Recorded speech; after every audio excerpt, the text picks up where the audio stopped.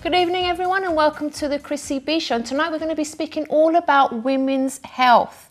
So that includes from diet to nutrition and exercise and fitness as well. I have two very knowledgeable ladies with me here tonight, and that's Marion Stewart, women's health expert, and our resident fitness expert, Jane Rafter. So ladies, this is your chance to ask anything you want about women's health. You can tweet Chrissy B Show, you can Facebook The Chrissy B Show, you can also call if you want on 020 7686 6300, and I've also received quite a few emails from you already, but if you want to send an email, you can do so on chris@chrissybshow.tv. So I want to get straight into this subject because I've got loads of questions for my guests. So I'd like to introduce our first guest, Marion. Good evening, Marion. Thanks so much for joining us. Pleasure to have you here. So now you're going to talk us through like your expertise. You're very, very knowledgeable in what you do, obviously. How did you get into this line of work, first of all? It was a very strange story. It was one of those being in the wrong, probably the wrong place at the wrong time, because I was married to a doctor at the time, and he and some other colleagues were setting up a society to teach doctors about nutrition, because they'd found 10,000 medical papers on the subject. And I was on maternity leave, and they gave me the 10,000 papers because they didn't think I had much to do. I just had two children under 2. Not much to do. And they gave me these papers to sort out, and I found 200 on premenstrual syndrome.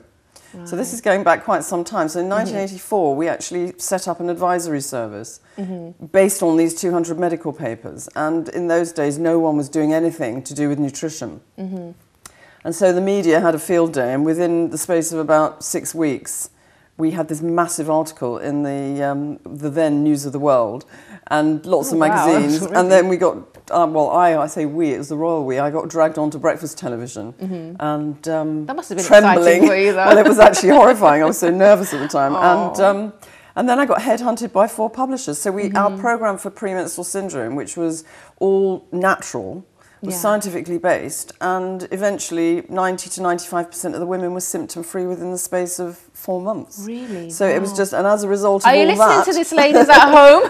There's a cure!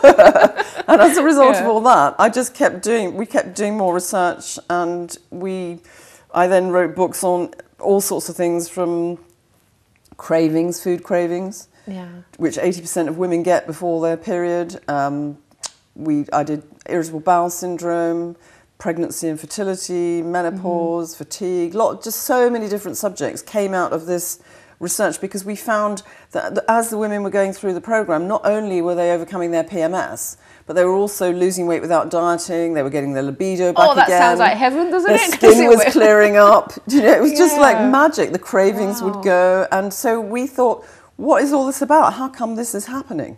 And we then... Are you going to tell us some of your secrets tonight? Yes, I am. Oh, I'm so happy about that.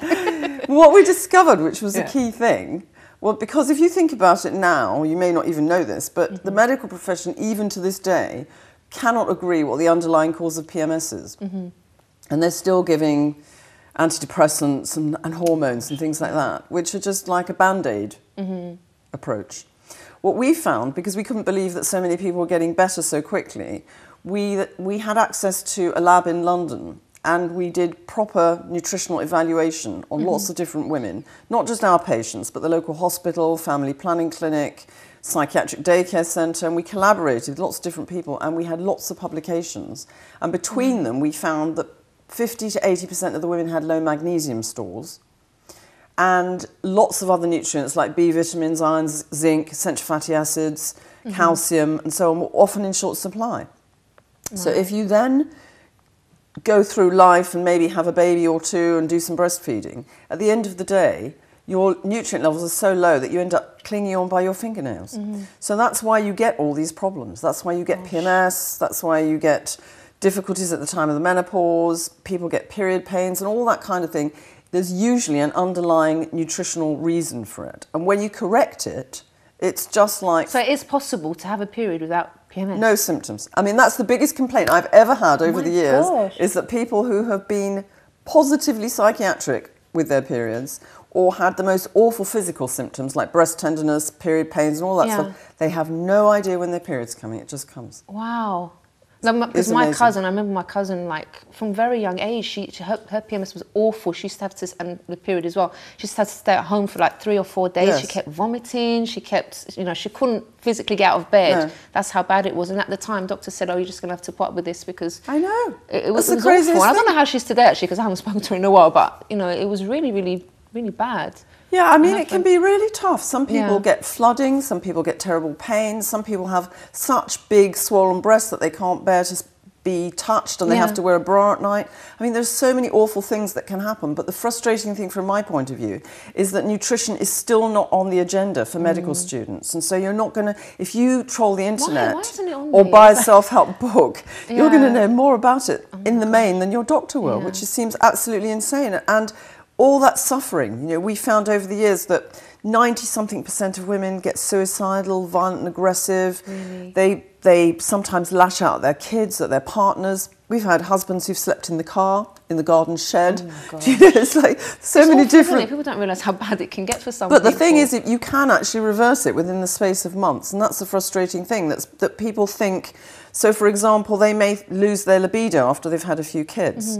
Or they may gain weight and think they're never going to get back to their size, or they may get terrible acne or something like that. People assume that that's part of life, part of the aging process, it's inevitable. They don't actually understand that they don't need to go down that road, that if they have sufficient knowledge and they do certain things like maybe make changes to their diet, take some scientifically based supplements, do some exercise, it's a whole different ballgame. So amazing to hear that. I'm sure there's like viewers at home now thinking, yes, I need to know more. So tell us about the actual supplements, because can you actually, you know, get rid of the symptoms with food alone, eating the right kind of food, or do you need to take supplements as well? Well, it just depends. I think it's, from my experience and looking at the research we've done, we so often find that people have got low levels of important nutrients. So it's very common for people to need some supplementation as well as their diet, especially as women often now live life in the fast lane. Yeah, you know, we're trying to work, we're trying to be mothers, we're trying to be homemakers, we're trying to be lovers and all this kind of thing. It's actually a bit of a tall order. So we don't tend to spend as much time in the kitchen as maybe past generations have. Yeah. So having, it depends if you've got symptoms. If you're really well, you might be able to manage just with food and exercise. But if you've got some symptoms, then usually you need to learn to meet your body's needs. Right. I did a book not long ago called The Real Life Diet, which is all about how you work out at your life stage what your needs are. And then you learn to meet them through doing various questionnaires and things in the book. And then there's a whole section on the diet and lifestyle. So I think it's really important to get information so that you can actually get yourself sorted out. And there are specific supplements for life stages. So, for example, when you hit the menopause, your estrogen levels fall because your ovaries stop working. And so we know that you can boost estrogen through eating foods that contain naturally occurring estrogen. And you can also, if you've got, for example, when the estrogen levels fall, you start to make less bone cells. So your bone levels fall, so sometimes you need a bit of help in that department as well. And also the interesting little places start drying out. So we use like omega-7, the sea buckthorn product, which helps to restore and helps to increase the number of cells that get produced. So there are lots of, it's just finding out what science shows works. And I think the key thing is that there are so many supplements out there. The vast majority of them have not been through any clinical trials. And so what our program has done over the years is everything we've done is based on published research. And so when we recommend products as part of our program, we know that first of all, they're standardized. So they're made in a similar way to pharmaceutical standards. That means that they've got the same thing in each pill or capsule. So there's no variation. Some people are worried about the kind of things that they're going to take because, oh, is it going to make me worse? Is it going to? Well, they should be worried, actually, in my experience, because I can remember I was approached by a company who made this product, which I won't tell you what it was called, but it was supposed to have 39 milligrams of what they call isoflavones, which are these naturally occurring estrogens. And I kept saying to the person, can you show me the medical research to verify this? Because obviously we're not going to incorporate it into our program unless I can see that. Yeah.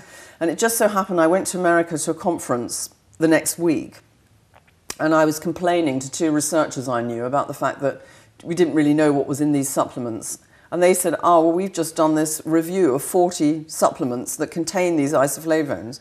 And they let me have a look at the results before they were published. And this particular pill that said it had 39 milligrams of isoflavones actually, in the independent study, had 1. Oh, you're joking. That's terrible. So it is awful because it means that it's almost a con. Yeah. You know, people are investing in their health and they expect to get what it says on the tin, as it were. So it's just important that you come to understand that not everything is equal and that when you select supplements that you take the ones that have been shown to work in clinical trials. What supplements should all women take, for example, that would be good for all-round health? I think it's important probably to take multivitamins and minerals if you're not having a really good, wholesome diet, or if you're on the run, or if you just want to make sure that you keep yourself in good shape. Right.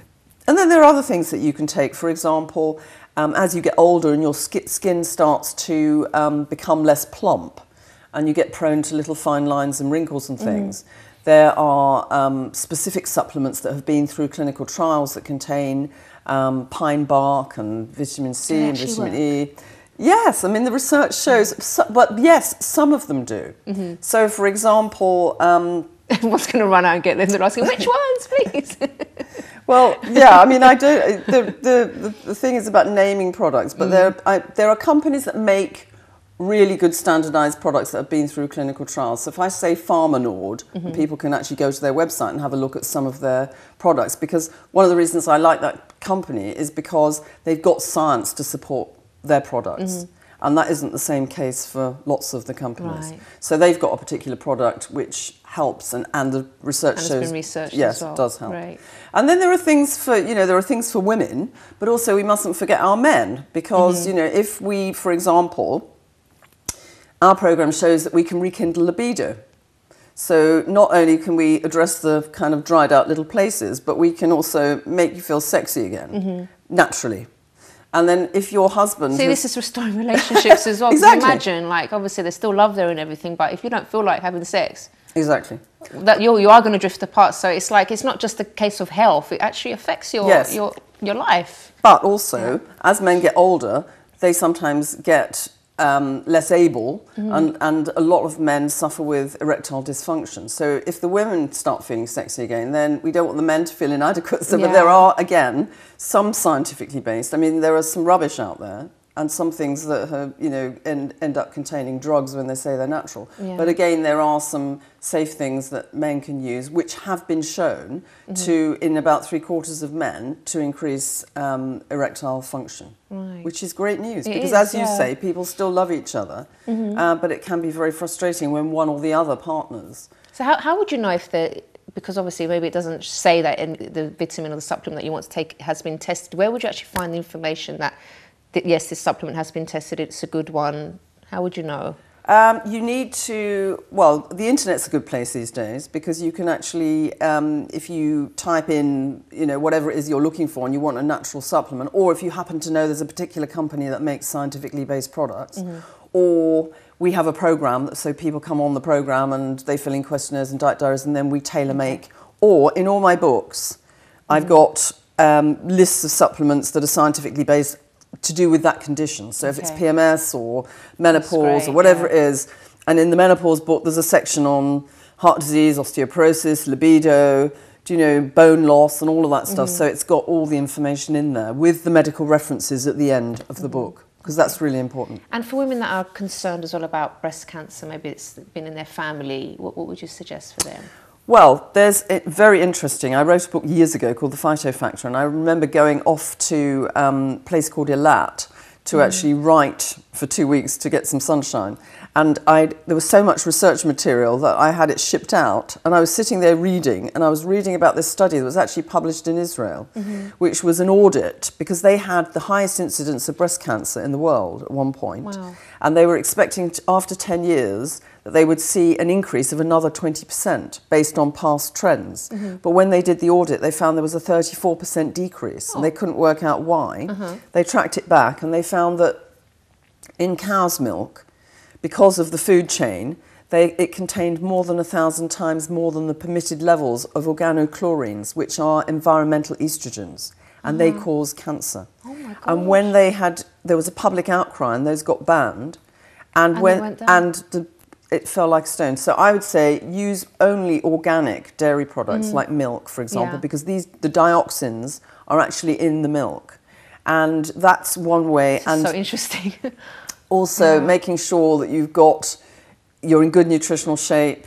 And obviously, if you're concerned, go and see your doctor if it really does run in your family. But there are lots of things that you can do to improve your heart health, your bone health, your chances of getting... If you look at the research, when I was doing that book, I looked at the research on Western diet compared to the Orient and places like Singapore and China and all the places where they traditionally had a completely different diet. Yeah. And they had half the incidence of estrogen-dependent cancer, half the incidence of heart disease, half the incidence of bone loss, and the men had half the incidence of things like prostate cancer. Marion, this is fascinating, but we have to go to a break. I want to continue to... You're going to come back with us. James is going to come after the break, but then you're going to come back for the final part of the show, because I'm sure the viewers have some questions that they want to ask you as well. Yes, that's fine. But I'm learning so much here tonight. Thank you so much. Okay, so after the break, we're going to be joined by Jane Raft, who's going to be talking about metabolism and why... Let me try again. Metabolism and why older women sometimes are prone to put on weight. So let's join us after this.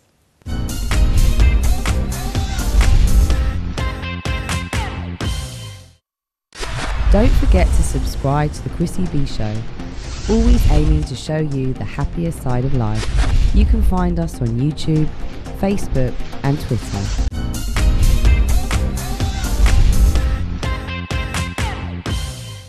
Welcome back. We're learning so many interesting things tonight, and if your friends aren't watching, call them up now and tell them to watch, because we're going to give you a chance as well to ask your questions later on. So if you do want to ask a question, chris@chrissybshow.tv, and you can also give us a call if you're not too shy, 020-7686-6300. You don't have to give your name, by the way, and all the emails that I'm going to read are going to be anonymous, okay? So now we have the lovely Jane Rafter with us, fitness expert. Hi, Chrissy. Hello. It's nice to be back. So lovely having you here. So you're going to talk to us about metabolism. Yes. So some people say, oh, I've got a slow metabolism and this and that, but tell us really what it's all about and how we can increase it if there is such a thing. Yeah, it's a huge subject, so there's several different things we need to cover really. But one thing is that from the age of 30 onwards, the natural process of aging is that a woman will lose about a pound of muscle density. So if you've got big, strong muscles, they weigh more than someone who's got weak muscles. So that's what I'm talking about, the density, the thickness of them and what they weigh. So the natural process is from the age of 30, you lose a pound, which is quite a lot, isn't it? I mean, if you think of what a pound of apples is, it's quite a lot of weight. And on the other hand, the natural process is sadly that you gain a pound of fat. That's so not fair. Right? It's really unfair. That's the bad news. But the good news is that you can do something to change it. So what I've just described to you will happen if you're sedentary. So what I mean by sedentary is if you have an inactive lifestyle. So all these women that relax, say after 30 or after 40, and say, do you know what, it's inevitable, I'm going to put on weight, it's the natural part of life.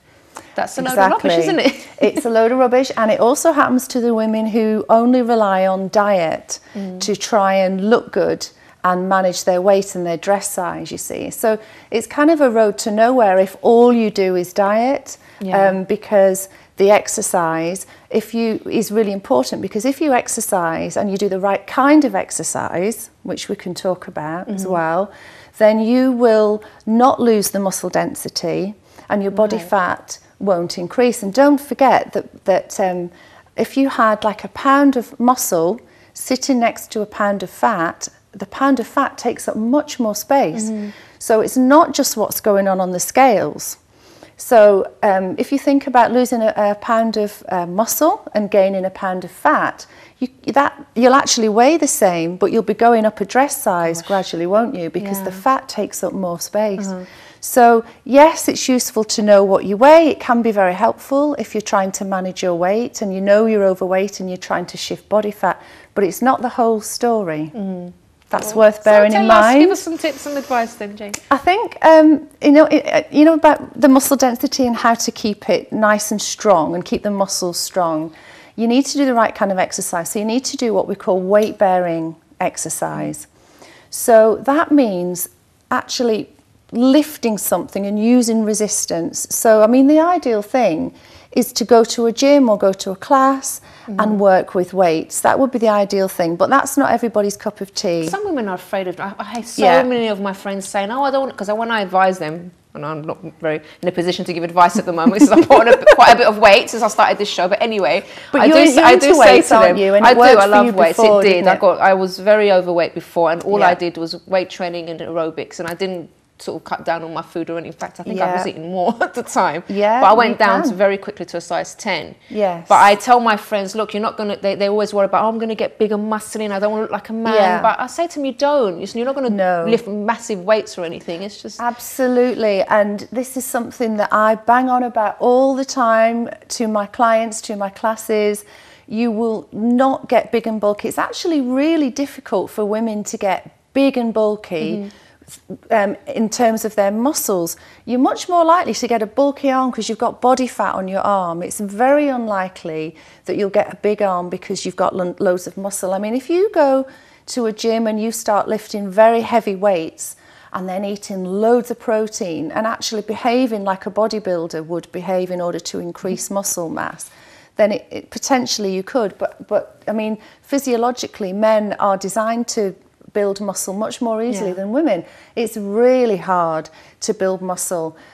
What you'll find if you work with weights, even quite heavy weights, you'll just find that you get a nice shape to your body. That's what happened to me because I was lifting quite heavy weights. I was able to do chin-ups at the time and everything. And exactly. I just really toned up and lost the weight and toned up really nicely. Yeah. And I had a six-pack. Yeah, exactly. And we're going to get it back though, aren't we? Yes. We're on a mission. Yeah, Jane's going to help me lose a stone. I'm so excited. Yeah, so but we'll tell you more about that soon. Yeah, we're on a mission. But yeah, absolutely. I think weights is a really crucial thing to do, but also you can use your own body weight. So if you do press-ups, you know, you are strengthening your muscles.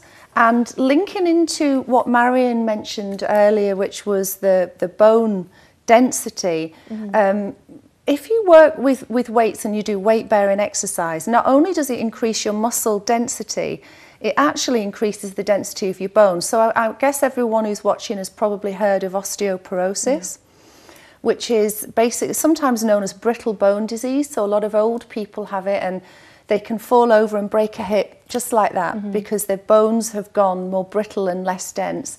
But working with weights has a real positive effect on your bones as well, and it can increase the density of your bones. Just to do with the muscle, but no, it's the bones as well, and it's something to do with the action of the weights pulling on the bones makes them stronger, because your bones, they're a constantly growing and evolving part of your body in the same way that your skin sheds. Your bone is changing all the time. You don't have one skeleton and it's just stuck there forever. It's made of cells that are constantly changing and renewing. So you can strengthen your bones in the same way that you can strengthen your bicep, which I don't think a lot of people don't know that. I didn't know that. No, thinking you're strengthening your heart, your muscles and your bones. I mean, it was interesting. Do you remember Gwyneth Paltrow was in the media for a while because she developed osteopenia, which is the precursor to osteoporosis, and she was only 37. God. And that, from what I can gather, was a combination of a poor diet. She did that macrobiotic diet, which is quite extreme, and there was no dairy, so she was getting no calcium. She had a shortage of vitamin D, but she was on an extremely harsh exercise regime and possibly, from what I can gather, over-exercising. So tell us about that. Tell us about what that does, because I know that sometimes people are so desperate to lose weight that they will go on these yo-yo diets, crash diets, and then really overdo the exercises. Or how does that affect you later on? You might lose the weight there and then. That's right. But then what happens afterwards? It's a really interesting phenomenon with the yo-yo dieting. And you know, if you go on a crazy diet and you lose weight really quickly, couple of things happen. You lose muscle density, which we don't want. And the other thing I forgot to mention is that muscles are calorie hungry and fat isn't. So if you've got nice strong muscles and less body fat, your body will burn up more calories than someone who's got weaker muscles. So that's worth remembering. But yeah, if you go on a yo-yo diet and you lose some muscle density, you lose body fluid, and unfortunately, what happens in our bodies we can't control, and our brains think, uh-oh, we've hit a famine, you know, we've hit a famine, there's a shortage of food, and they go into survival mode, and it strips back your metabolic rate. Now, your metabolic rate is the rate at which your body burns calories. That's all your metabolic rate is. And people, going back to your question, oh, I've got a low one, I've got a high one, it probably varies a bit. The truth is there's not a great variation in metabolic rates. It's to do with the diet and exercise that you perform. When I hear that from people, it's normally people that really don't want to go on a diet or do anything. It's like they make an excuse for being overweight. But it's all because they said, I think I can't remember if I heard somewhere or read somewhere that it's extremely rare for someone to have, I think it was on TV, a doctor said it's very extremely rare for someone to have a low metabolic rate. Yeah, it is. Extremely just naturally. Yeah. To naturally have a low metabolic rate. But if you've gone on a yo-yo diet, your metabolic rate will drop because your body's gone into starvation mode and it starts to store fat as much as possible. And the other thing is, if you really starve yourself and your body's not getting the nutrients it needs, it will start taking from your muscles, you see. Your body needs these nutrients to live.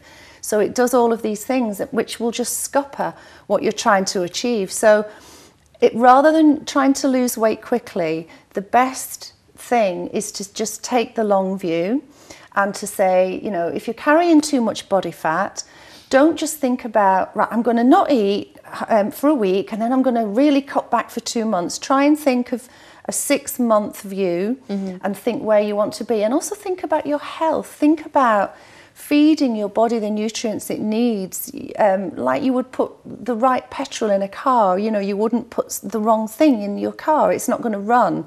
And it's exactly like that. And interestingly, you know, the same applies to the heart. So it's a win-win-win situation if you're exercising, because you're feeding your muscles, which are calorie hungry, and you're stripping body fat.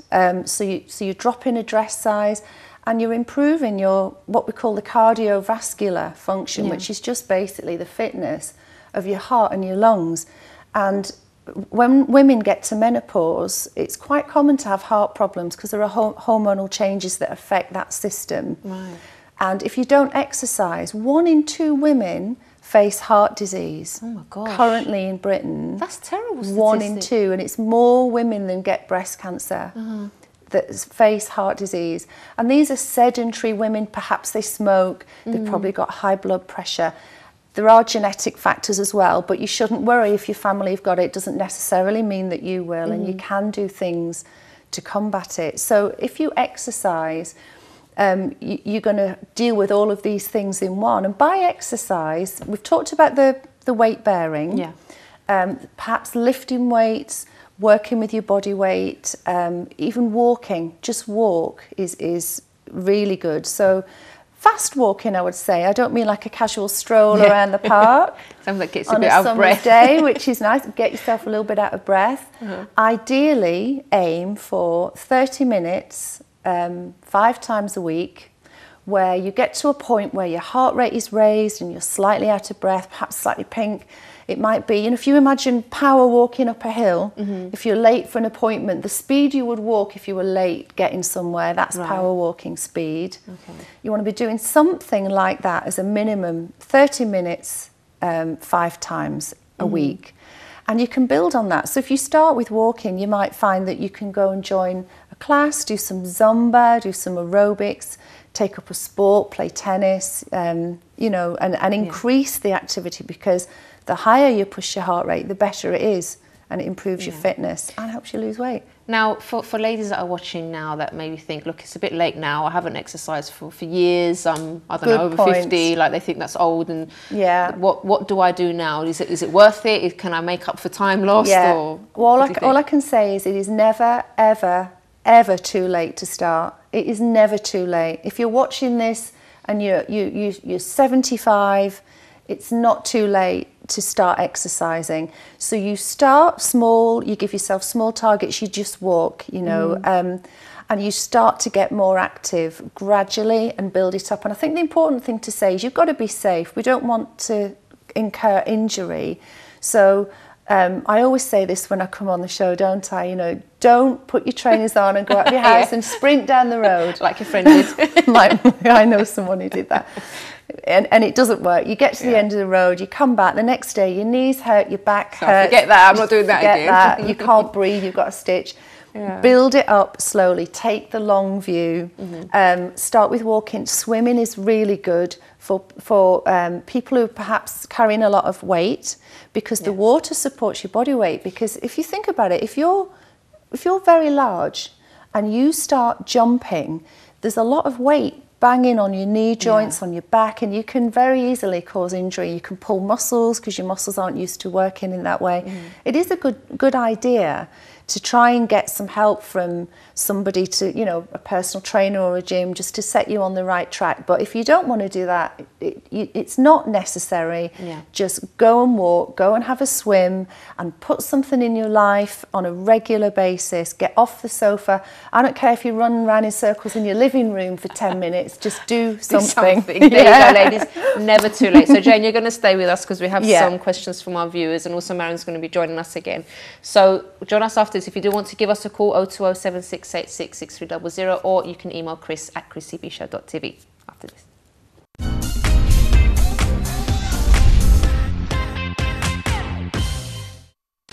Don't forget to subscribe to the Chrissy B Show, always aiming to show you the happier side of life. You can find us on YouTube, Facebook and Twitter.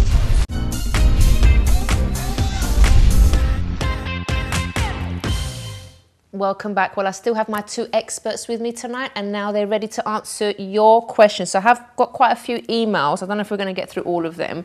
So I'm just going to pick a few out, Jane and Marion. So the first one is about a bloated tummy.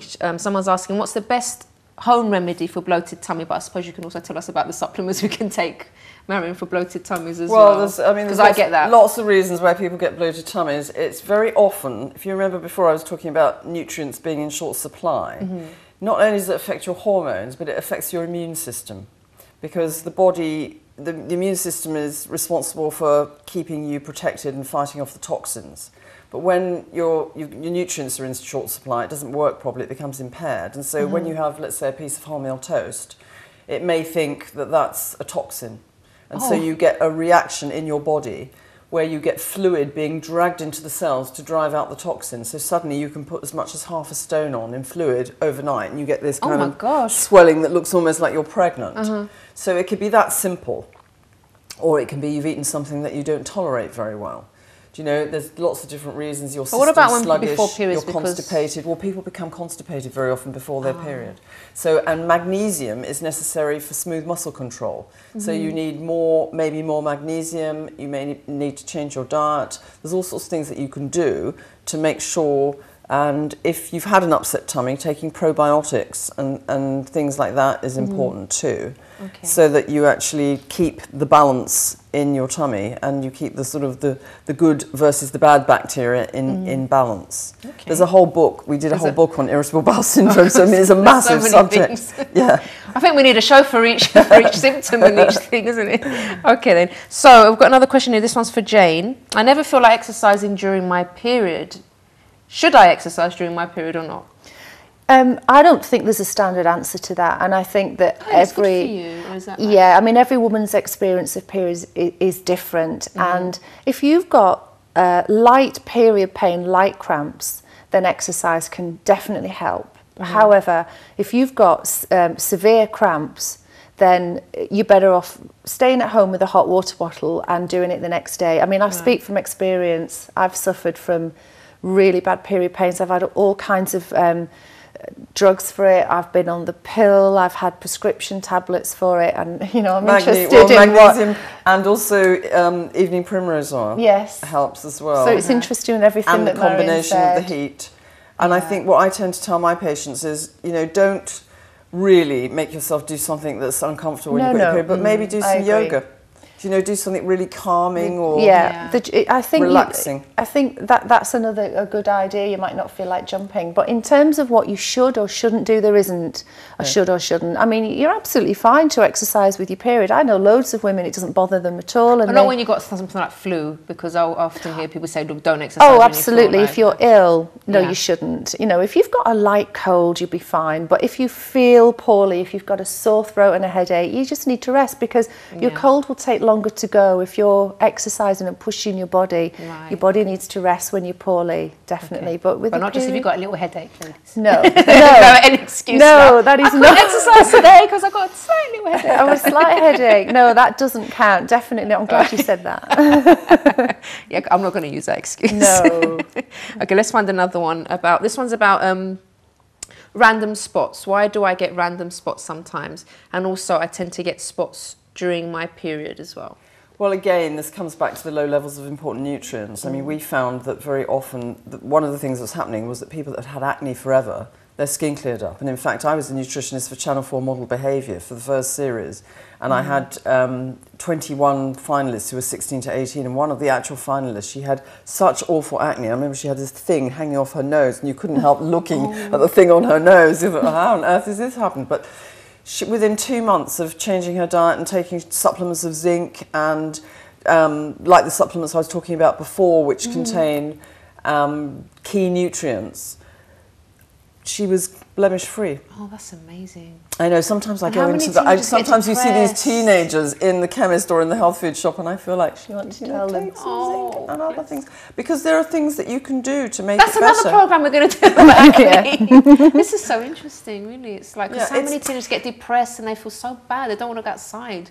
No, the whole thing is learning how to meet your body's needs. No, whether you're a teenager, do you know, whether you're a young mum and you've just had a baby, whether you're approaching the menopause, or, you know, whether you're just a working woman who's busy. It's just knowing how to tune in to what your body is very often communicating to you, because there's a chart in one of my books on the physical signs of vitamin and mineral deficiency, and there's so many signs, whether it's to do with your skin or your hair or your nails, your body is screaming at you. It's just we don't understand body speak. Oh, bless. We need to understand what our body's saying. Okay, I have another question here now. This one's for Jane. Why is it so important to know your BMI? So BMI, okay, BMI is your body mass index. So it's basically telling you how much body fat you've got. And it's not the be all and end all, because, you know, it doesn't take into account all of the factors like your age and your muscle density. But it is useful if it's useful if you think that you might be very overweight or you think you might be very underweight. It's a good rule of thumb. So do you want me to tell you how you work it out? Is it very mathematical? It's mathematical. It's not too difficult. It's your height. Hang on a second. Yeah, it's your weight in kilograms divided by your height in meters, divided again by your height in meters. So, for example, it might be 56 kilograms divided by 1.75, and then you divide it again by 1.75. I was rubbish at maths, as you can tell, because I had to really think about that. And then you come out with a score. And if it's less than 18, you're underweight. If it's 18 to 24, you're good. And if it's over, then you're overweight. What mine is. Maybe we need to check that before we start our program. But it takes into it. We will check it. We will do that. God, it takes into account your height, because it's no good. Me and Marion, you comparing weight, because it's massively different. If you're 5'2", if you're about 8-9 stone, you're right in the middle of your normal. But if you're 5'6", you know, 10 stone is right in the middle. So that's a big difference, isn't it? So, it is useful. It's a good rule of thumb, looking at you and your height, and roughly what body fat you should have. Yeah. All right. That's good to know. Okay, so let's take another question. I'm sorry, I'm just handpicking some here. I'm sorry if I don't ask your question. Okay, this one's about cystitis. She's saying, I often get cystitis even though I'm very careful to wipe the right way. That's front to back, by the way, if you don't know. And also have a shower straight after sex. When I feel the symptoms, I start drinking lots of water, but always end up having to take antibiotics. Why do I get it so often, and how can I prevent it? Well, I think there's lots of different reasons why people get cystitis. It's sort of known as a honeymoon condition. So if you're very sexually active, that can be one of the reasons why. Some people get it every month, like clockwork. And again, it seems to be that their immunity's down and they need to boost themselves up a bit. But what happens in the process of cystitis is you get bacteria adhering to the lining of the urethra, which is a little tube that you wee through. And so there are some supplements which are cranberry extract, and there's one particular one that we use that's been through clinical trials, which helps to displace those and stop them from sticking to the lining so that you don't get the infection. And so there are lots of things that you can do. Some people who are very prone to it need to take supplements on a regular basis. And I've had patients, for example, who have cystitis to the point where they've been hospitalised and never had another symptom again. And especially as you get older, the little linings inside in the urethra and so on become thinner. Because I think you alluded to the fact that as you get older, things change in your body and you start making less cells that produce the linings. You can reverse that. And it's really important. It's learning which foods contain naturally occurring estrogen, which supplements are the best ones that are scientifically based. And you can actually get the factory that makes the bone cells and the little skin cells and the elastic linings back into production again. And so it's really important. There's no substitute for learning how to meet your needs. If you think about it, 100 years or so ago, we weren't living much past 50. But, 50 is just midlife for many people now. And so if you want good quality life, you want to enjoy your kids, enjoy your relationships, have maybe another career or go travelling or whatever it is you want to do in your latter years, you need to be in good shape, because if you've got osteoporosis or heart disease, you're not going to get there. I mean, there's new research, for example, on coenzyme Q10 and selenium, recent research that shows that you can actually reduce your chances of dropping dead from a heart attack by 50%. So it's just learning about how to meet your needs and what science shows works to keep you in the driving seat. That's great to know. It's really good to know. Okay, so have we got time for one more? What's the time? Okay, we've got time for another question. This one's asking, is it true that stress is related to tummy fat? Yes, we were talking about this earlier, weren't we? There's a stress hormone called cortisol that when it's released, it can cause you to store body fat on your abdomen, so you can get fat around the tummy. And it's bizarre, but I've read about this several times, and so has Marion. And so what that says to you is that the whole thing of the holistic view of our health is really important, because if you're stressed, then you might be storing extra fat around your tummy. So you have to look at ways of de-stressing, and exercise, I would say that, wouldn't I? But it's true. Exercise is a really fantastic way to de-stress, whether it's yoga or Pilates. I never thought that there was a connection between the two. Yes, there is. Absolutely. And maybe as well as exercise, listening to your favourite music, so you sing along as well, so that gets you out of the stress situation, gets your head somewhere else. Wow. But just learning, because as I said earlier on, stress is okay, but it's when you cross the line and you become de-stressed. That you then start to fall into this trap. So doing some exercise or yoga or improving your diet, going for a walk, and then coming back to the problem to deal with it is the way to travel. You look in great shape, Marion. What do you do before an exercise? I do this crazy workout in the morning. I was saying before that I've been doing it for about the last 12 years, and I put Planet Rock radio station on, and I just do it at home, because then I've got no excuse. I don't have to go to the gym. I mean, I love aerobics, I love water aerobics and Zumba and all that, but my life is so busy that I very often don't get time. Actually, that was one of our questions. Asking about someone, like, what can she do if she doesn't have much time? What's the best kind of exercise? This is my experience, and I mean, I've worked out this whole workout which I do, and I feel as high as a kite by the time I finish doing it, and I love the music too. And then I can shower and have my breakfast and get on with the day. So and you've no excuse if it's snowing or pouring rain or dark. But the good thing about, because we were talking about this, the good thing about Marion's regime, if you like, is that she mixes up lots of different genres and lots of different types of exercise, so she's getting all the benefits. So she does some Pilates, floor-based work, she does some aerobics, she does some weights, I think you said. And standing up, stretching, all sorts. So I think that's the answer. So if you're short of time and you've only got 15 minutes, don't do the same thing. Don't try and get a little regime that you do exactly the same thing. Try and vary it. So you might one day focus on your flexibility and do some yoga, do some Pilates, do some stretching. And then on another day, you might focus on your cardio fitness. You might try and get your heart rate up. And then another day, you do some resistance, do some weights, do some press ups, do some squats, and try and get all the different types of exercise in. That's a really good idea. Yeah, mix it up. Okay. Mix it up. Ladies, we've got time for one more question, and I think it was a couple of questions about menopause. If I can just find it here, just a second.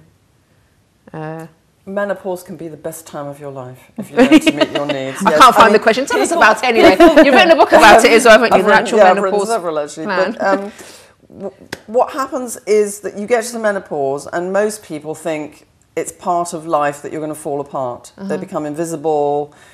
They don't recognise themselves when they look in the mirror because they've put weight on. Their libido goes. They're having terrible hot flashes and night sweats and just can't sleep, and so it can become an absolute nightmare. But if you learn how to meet your needs and you learn about which foods contain naturally occurring estrogen, you can eat those little and often throughout the day. So it's more soya products, naturally occurring estrogen in linseeds, taking scientifically based supplements, making sure you exercise and do proper relaxation. A 20-minute session of relaxation has been shown to reduce hot flushes by between 50 and 60%. Wow. Yeah, it's just, again, knowing what the facts show, work, and incorporating that into your life. We have patients who get even if they can't even have sex because everything's so dry, they get back to having normal relationships, the night sweats and the hot flushes go completely, they lose weight. They feel like they get their self-esteem back again, and they power on. It's like a lifeline for people, isn't it? It's really having an amazing time. Yeah. And as you said, there's that particular. You've got recipes book. as well. Yeah, it's got menu plans and recipes. It's food looks delicious in here, by the way. It does. But it's really good. I'm really hungry. But there's so much. The frustrating thing is there's so much that people can do to help themselves. Yeah. But if they don't know about it, it's that's like tuning into a radio station, isn't it? Those radio stations are playing all the time, but if your dial's not tuned in, you're never going to hear the music. And it's just the same as when you get to midlife. You've got to find out what works. Yeah, I think also it's important to look at the perimenopausal years. Exactly. The years running up to menopause, because that's when women gain the weight, isn't it?